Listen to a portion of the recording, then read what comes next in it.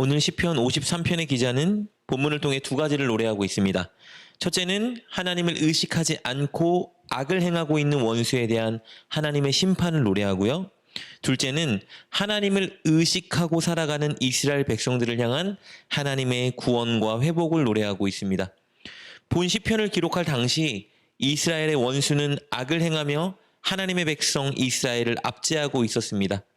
시편 기자는 그들이 이렇게 악을 행하는 이유를 하나님이 없다 생각하며 하나님을 의식하지 않았기 때문이라고 진단합니다. 그래서 시편 기자는 이렇게 탄식하는데요. 1절 말씀입니다. 어리석은 자는 그의 마음에 이르기를 하나님이 없다 하도다. 그들은 부패하며 가증한 악을 행하며 선을 행하는 자가 없도다. 하나님이 없다고 생각하면 무언가 선택하고 행동할 때 반드시 둘 중에 하나를 따르게 됩니다. 첫째, 자기의 욕구를 따릅니다. 자기가 하고 싶은 대로, 자기가 편한 대로, 자기에게 이익이 되는 대로 선택하고 행동하게 됩니다. 둘째, 사회와 시대의 유행을 따릅니다. 사람들이 선택하고 추구하는 것을 추구하고 사회에서 열광하는 것을 따릅니다. 그래서 하나님이 무엇을 원하시는지, 하나님이 무엇을 기뻐하시는지에는 관심이 없습니다. 그러니 결코 선을 행할 수 없고요. 선을 행할 수 없으니 악을 행할 수밖에 없는 것입니다.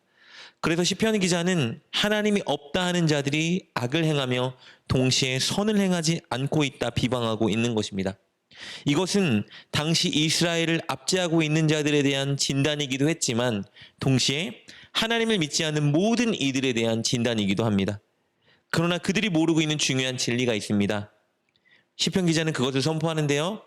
그것은 하나님은 분명히 살아계시고 하나님께서는 하나님이 살아계시다는 것을 인식하는 자와 그래서 하나님을 찾는 자가 있는지 늘 굽어 살펴보고 계시다는 겁니다. 여기서 하나님을 찾는 자란 하나님의 뜻과 마음이 무엇인지를 묻고 선을 행하는 자를 의미합니다. 2절 3절 말씀입니다. 하나님이 하늘에서 인생을 굽어 살피사 지각이 있는 자와 하나님을 찾는 자가 있는가 보려 하신즉 각기 물러가 함께 더러운 자가 되고 선을 행하는 자 없으니 한 사람도 없도다.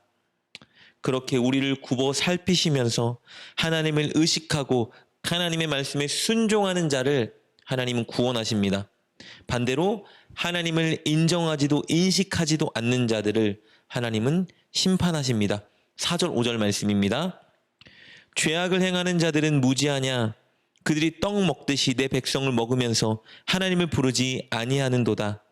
그들이 두려움이 없는 곳에서 크게 두려워하였으니 너를 대항하여 진친 그들의 뼈를 하나님이 흩으심이라.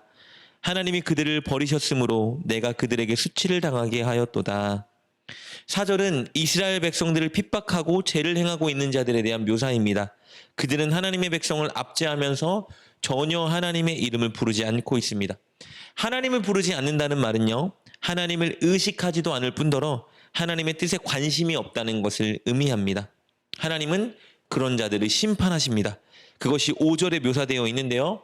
하나님은 그들을 두렵게 하시고 그들의 뼈를 부수어 흩으시며 그들이 수치를 당하게 하십니다. 이 표현들은 하나님께서 반드시 그들을 심판하고 벌하신다는 의미입니다.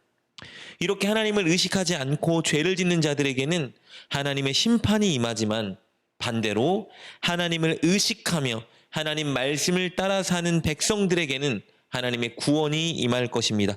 시편 기자는 그것을 믿고 하나님을 의식하고 있는 이스라엘 백성들에게 반드시 하나님의 구원과 회복이 있을 것을 노래합니다. 6절 말씀입니다. 시온에서 이스라엘을 구원하여 줄 자 누구인가? 하나님이 자기 백성의 포로된 것을 돌이키실 때에 야곱이 즐거워하며 이스라엘이 기뻐하리로다. 하나님이 이스라엘을 회복시켜 주실 것이라 그가 소망하고 있는 것입니다. 오늘 본문에서 하나님이 없다 하는 자들은 1차적으로 죄를 짓고 이스라엘을 압제하는 원수를 의미하지만 2차적으로는요, 하나님을 인식하지 않고 살아가는 이 땅의 모든 사람을 의미합니다. 하나님을 의식하지 않는 자들은 하나님의 뜻과 마음을 구하지 않습니다. 자기의 정욕과 세상의 가치관을 따라 살고요, 자기의 유익과 쾌락을 위해 선택하고 행동합니다. 오늘 본문 1절은 그를 어리석은 자라 부르고 있는데요. 안타깝게도 어쩌면 이런 어리석은 자들이 교회 안에 많이 있을 수 있습니다. 주일은 지키고 예배에 참석은 하지만 삶의 현장에서 전혀 하나님을 의식하지 않고 살아가는 자들이 많이 있습니다.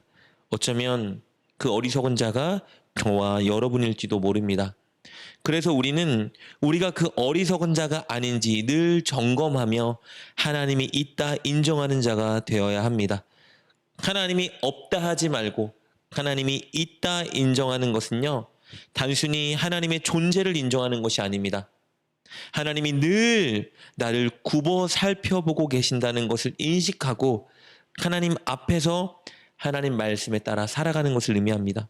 하나님의 뜻과 마음이 무엇인지 묻고 그것을 기준으로 하여 선택하고 행동하는 자가 하나님이 있다 하는 자입니다. 우리는 그렇게 늘 하나님을 의식하며 하나님의 뜻과 마음을 묻고 살아야 합니다. 그럴 때 우리는 어리석은 자의 반대편에 서서 하나님의 구원과 회복을 경험할 수 있을 것입니다.